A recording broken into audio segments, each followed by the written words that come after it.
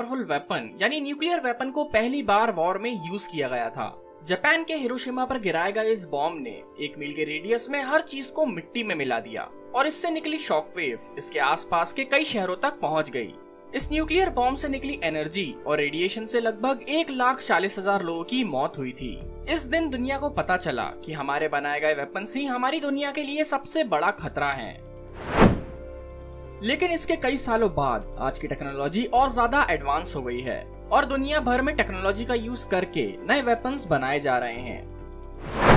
Hiroshima में हुई तबाही के बाद भी आज हमने ऐसे बॉम्ब्स डेवलप कर लिए हैं जो हिरोशिमा पर गिरे न्यूक्लियर बॉम्ब से कई 100 गुना ज्यादा खतरनाक हैं, जिन्हें थर्मो न्यूक्लियर वेपन्स या हाइड्रोजन बॉम्ब कहा जाता है। तो हमारे साथ बिल्कुल एंड तक बने रहिए, क्योंकि इस वीडियो में हम बात करने वाले हैं कि हाइड्रोजन बॉम्ब क्या होता है, ये न्यूक्लियर बॉम्ब से कितना खतरनाक है और ये कैसे वर्क करता है।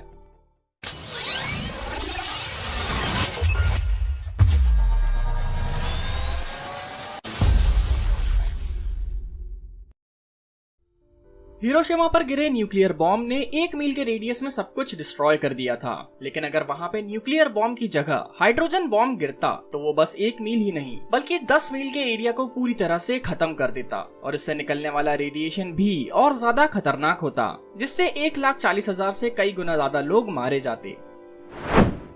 अभी दुनिया में ऐसे 10,000 से भी ज्यादा हाइड्रोजन बॉम्ब्स हैं जो दुनिया को पूरी तरह से खत्म करने के लिए काफी हैं। लेकिन ये बॉम्ब्स आखिर इतने खतरनाक होते कैसे हैं और ये इतनी एनर्जी कैसे प्रोड्यूस कर लेते हैं। हिरोशिमा पर ब्लास्ट हुए न्यूक्लियर बॉम्ब की एनर्जी 15,000 टन TNT के बराबर थी, लेकिन पहले हाइड्रोजन बॉम्ब की टेस्टिंग में निकली एनर्जी ही 1 करोड़ टन TNT के बराबर थी। हिरोशिमा पर गिरे एटॉमिक बॉम्ब में न्यूक्लियर फिजन प्रिंसिपल का यूज किया जाता है, जिसमें एटम्स डिवाइड होकर एनर्जी प्रोड्यूस करते हैं। लेकिन हाइड्रोजन बॉम्ब में न्यूक्लियर फ्यूजन प्रिंसिपल का यूज होता है। न्यूक्लियर फ्यूजन में 2 अलग अलग एटम्स कंबाइन होते हैं और इससे एनर्जी प्रोड्यूस होती है। न्यूक्लियर फ्यूजन से ही हमारा सूरज भी एनर्जी बनाता है और ये न्यूक्लियर फिजन से बहुत ज्यादा पावरफुल होता है। हाइड्रोजन बॉम्ब में फिजन और फ्यूजन दोनों का यूज किया जाता है, जिससे हाइड्रोजन बॉम्ब्स न्यूक्लियर बॉम्ब्स से कई 100 गुना या 1000 गुना ज्यादा पावरफुल होते हैं। लेकिन हाइड्रोजन बॉम्ब वर्क कैसे करते हैं? हाइड्रोजन बॉम्ब या थर्मो न्यूक्लियर बॉम्ब असल में 3 अलग अलग बॉम्ब से मिलकर बना होता है, जो बैलिस्टिक मिसाइल के हेड में होते हैं। इसमें एक केमिकल बॉम्ब, एक फिजन बॉम्ब जो हिरोशिमा पर गिराया गया था और एक फ्यूजन बॉम्ब भी होता है। हाइड्रोजन बॉम्ब में यूज होने वाली टेक्निक यानी न्यूक्लियर फ्यूजन इजी नहीं होती। असल में हाइड्रोजन के 2 एटम्स को फ्यूज होने के लिए बहुत हाई टेम्परेचर्स की जरूरत होती है। 100 करोड़ डिग्री सेल्सियस में ही ये फ्यूज हो पाते हैं।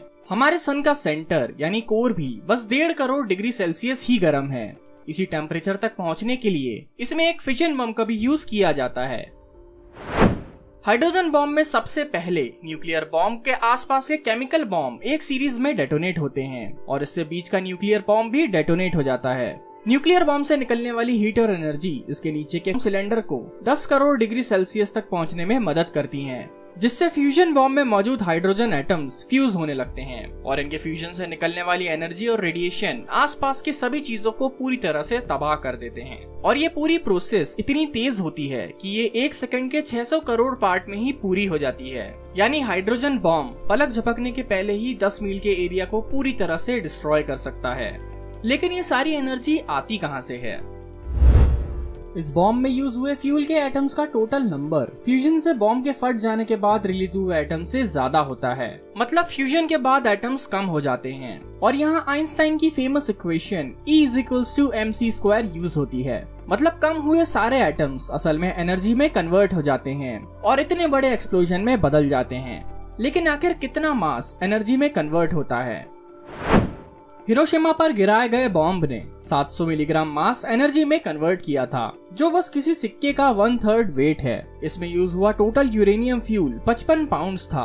लेकिन हाइड्रोजन बॉम्ब इससे बहुत ज्यादा एफिशिएंट होता है। ये लगभग 1 किलो मास को प्योर एनर्जी में कन्वर्ट कर देता है, लेकिन उसके लिए बॉम्ब में कम से कम 140 किलो हाइड्रोजन फ्यूल होना चाहिए। दुनिया में केवल 6 कंट्रीज हैं जिनके पास इतने बड़े हाइड्रोजन बॉम्ब हैं, जो हैं USA, UK, France, Russia, China और India. future without gun control. So this is a PRI Mark 12. Where anyone can 3D print a pistol at home or privately build their own semi-automatic rifle. Lethal, untraceable, unregulated weapons. And now that vision is one step closer to reality. After years of fighting the US government in court, Wilson just won the right to publish downloadable schematics for just about any commercially available firearm online. This is the direct material and digital expansion of the right to keep and bear arms. 5 years ago, Wilson's organization, Defense Distributed, released plans for the world's first 3D printable gun. They called it the Liberator. But just days after the group posted those files, the State Department demanded that they be removed for violating weapons export controls. Defense Distributed complied, but then filed a lawsuit claiming its right to publish gun files was a form of protected free speech. We said, no, we're Americans. Americans have the right to access this data, unquestionably, and that the internet is now the commons in a way that libraries and things were in the past. Now the group has essentially won its case. Its settlement with the State Department will allow it to once again upload gun files designed for DIY gunsmiths, and promises to open the door for others to do the same. Is it the end of gun control? I think it is in an essential sense. It's not quite that simple for now. Homemade weapons have been involved in at least 2 mass shootings in the last 5 years. But they represent just a fraction of the wider gun control debate in America. When criminals and dangerous people are able to create their own guns in their homes, it will become an issue in the near future. Wilson sees his project as a trump card against the gun control movement that's intensified in the wake of February's Parkland school shooting that left 17 people dead.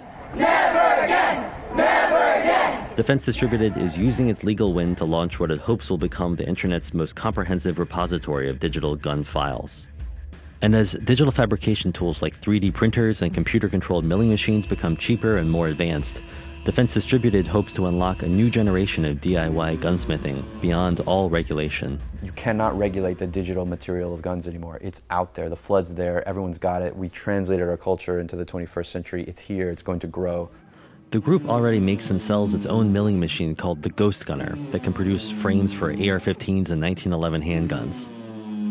3 years ago, I tried out that machine and easily built a working AR-15 in Wired's office.